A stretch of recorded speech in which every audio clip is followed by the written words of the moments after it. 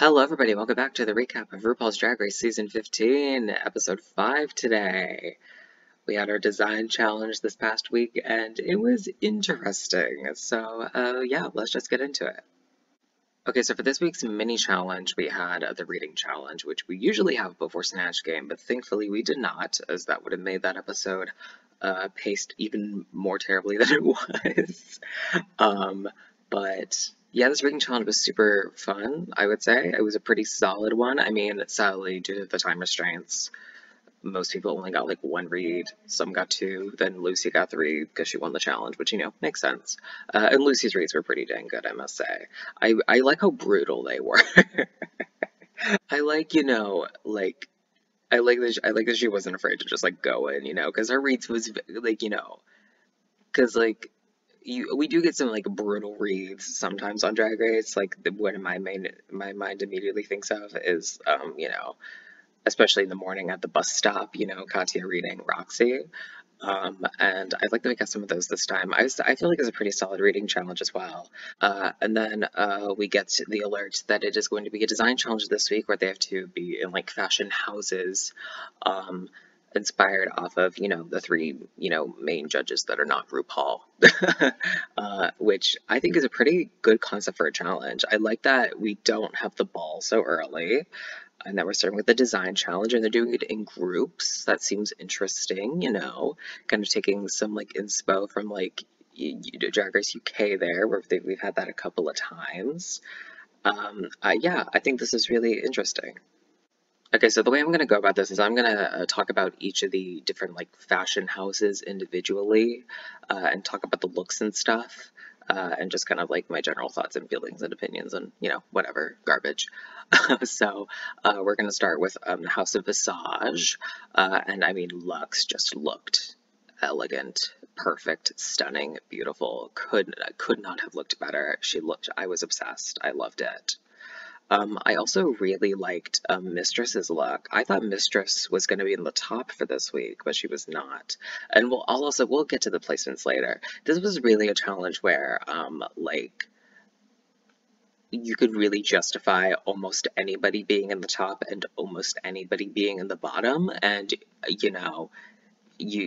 everyone else just kind of has to be like, okay, because it is really subjective because nobody objectively did a terrible job. I wouldn't say that at all about anybody. So you really just have to go kind of subjectively of like what your personal thoughts and feelings are about different like fashion and like what matters to you more, the way an outfit fits, the general style of it, the way it was constructed, like what matters to you. So it is, there's I can understand a lot of reasonings for different opinions on this challenge.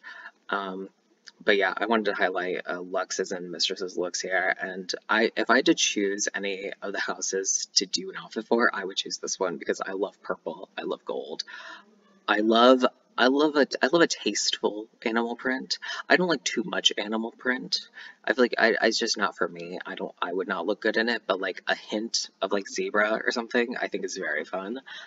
So yeah, this was great. I love this. Alrighty, then we have the House of Cressley group here. And I, okay, I am gonna, as a certified Anitra stan, somebody who's been obsessed with Anitra this whole season, I genuinely thought Anitra was gonna be the bottom of this. Like, I did, I'm sorry, but I did. The top does not fit well. It just doesn't, and it was there were lots of outfits in this challenge that were very much like, like a crop top or just like a tube top situation, like a small top, and then like a panty or a little skirt or whatever. There were like four outfits that followed this theme, and in my opinion, Nitra's was probably the worst. It might, or maybe Spices, not sure.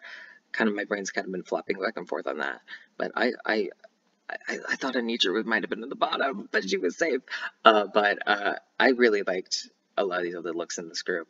I really liked Robin's look a lot. It kind of fit the similar vibes, so Robin's seemed like the concept was interesting. She had the big shoulder, and it really felt like constructed super well. And also, Jax was in the bottom from this group, which is weird to me because yes, there were fit issues with the top.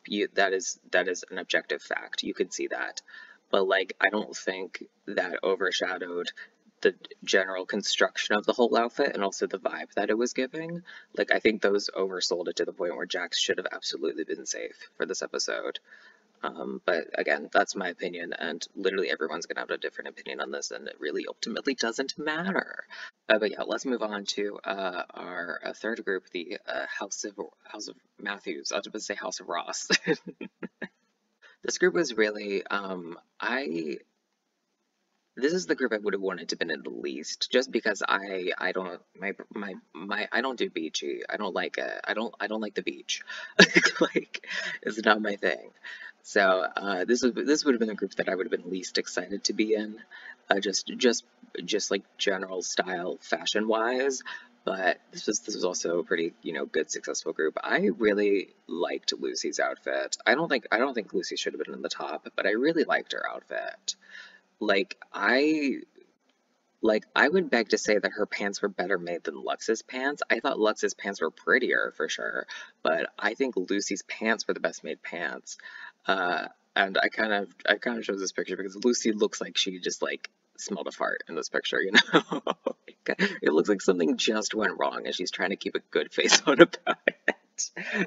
But yeah, this was a pretty good group. Sasha did a good job. Honestly, we'll get to this when I do my how would I judge this season video whenever the fuck this season ends. But I don't think I would have put Sasha in the top of this challenge. I'm sorry.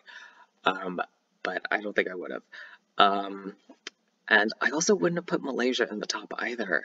But like, both their outfits were still good. I think I just basing it off the vibes right now, I think I would have put them both safe, but I don't think I would have put them either of them on the top, which is weird. Like the because like you can say the judging of this episode was like rigory and stuff, and like I get that if you feel that, but like I don't like it's truly subjective. And frankly, my opinions do not matter. I want to stress that my opinions do not matter. They're just my opinions. And me saying I don't like a person's outfit is not tearing them down. It's just saying I didn't like the fucking outfit. But you know, I liked all the outfits in this episode. You know, so it really, I don't know. What am I even saying anymore? I don't know. There's been a lot of discourse lately. It's been kind of fucking with my head, not gonna lie. But yeah, again, this group was just as, I would say, pretty good, along with the other two groups. This is a weird challenge to judge, a weird challenge to feel like having opinions about, because even though I agree with what I'm saying, it is entirely subjective.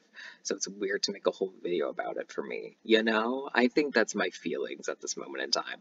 Let's move on to the lip sync. Okay, so the bottom two was Amethyst and Selena as titties, which I personally do not agree with, but they were the bottom two.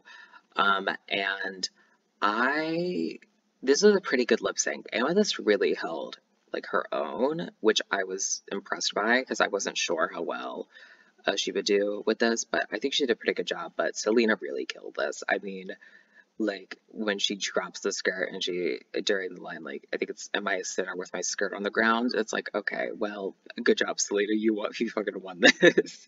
You could just lie on the ground and not know any of the words throughout the rest of this, and I would still give you the win, bitch. Like she did great. It was yeah. I mean, again, a super solid performance. I don't think there's any denying that.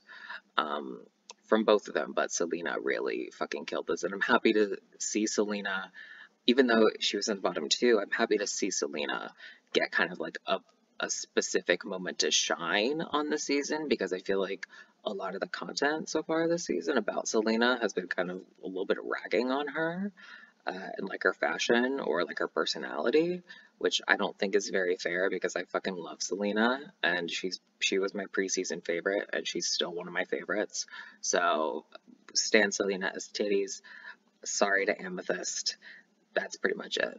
Amethyst had a very interesting run on this season. Like, I mean, being in the bottom two weeks in a row, then not going home on the third week, I feel like is very impressive.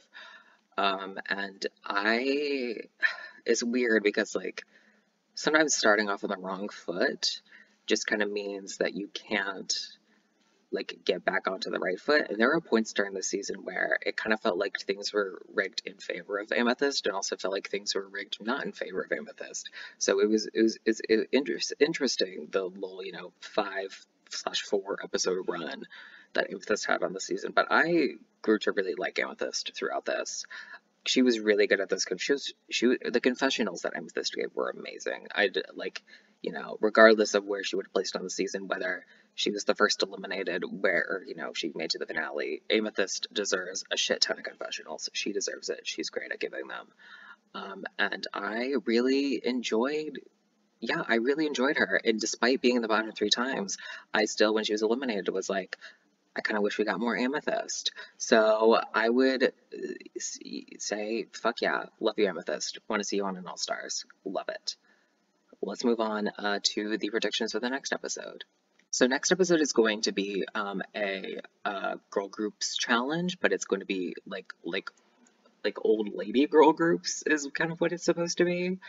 It's like Golden Girls groups. I don't know, but so the way I decided to kind of go about choosing the people for this is like who's generally been shown to be good at like performing, and who do I think can sing. Um, I kept Sasha Colby and Anitra from last week because I do think Sasha, regardless of singing abilities, which I'm not sure of, but I think she's a pretty good singer as far as I know. I'm confident that she can perform sex and whatever the fuck she needs to do. Same with Anitra. We've seen that Anitra is a great performer. She can, walk that fucking duck till the fucking cows come home. Um, that kind of makes it sound like it's a bad thing. No, it's a good thing. I was trying to make an animal joke, but it didn't work out. But Anitra, we know, can perform very well. I would love to see Anitra, fucking slay this challenge next week. I also put Lucy up here, even though Lucy was not shown to do particularly well in the talent show. I do think, she was singing live in that aspect, and we could see that they're going to be, recording their vocals. So I think with recorded vocal, I think, the pressure of, the singing live and performing is gone, and with recorded vocal and just being able to perform by herself, I think Lucy would do a pretty good job in this challenge. And then we have Robin Fierce here, just because Robin Fierce gives Beyonce. She gives performer that, she knows exactly what she's going to do, and she understands her body and her performance and what she's going to do with it. So I feel pretty confident that regardless of her singing abilities, which I'm not sure of, that Robin will be able to sell on that stage whatever the fuck she has to sell. So these are the top four that I think are going to do pretty well this upcoming week. And then for the placements for last week, we had Sasha in the top, which is good. Anitra was safe, which, not in the bottom, so my prediction was alright there still. Spice was also safe.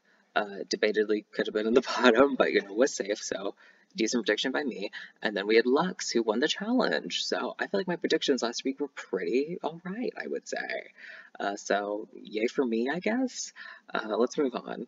My predicted top 4 of the season, I did decide to remove Mistress and put in Lucy, because I think with this mini challenge win this week and kind of seeing, more of what Lucy's potential trajectory is, I really feel like we're going to get, Lucy's going to kind of fill in our, like, slight started from the bottom, now we're here kind of storyline, where I think Lucy's very much going to be one of the, like, gonna have a track record of, like 2 or 3 wins, never in the bottom 2, low once, maybe twice, pretty solid performer throughout the whole season in most aspects. That's what I think we're gonna eventually end up getting from Lucy, and I would love to keep Mistress in here, but Mistress just hasn't won a challenge yet, and these are the 4 people that have won a challenge. And the 3 of them I actually had in here basically the whole time, so yay me for predicting. I don't know. But yeah, these are the top 4 that I have pegged right now, but, we'll see. Obviously, I would be shocked if this was the actual top 4 and that something doesn't change or something, shocking happens. So, we'll see about it. But yeah, this is going to be it for the video. Thank you all so much for watching. Please like, comment, and subscribe if you wish.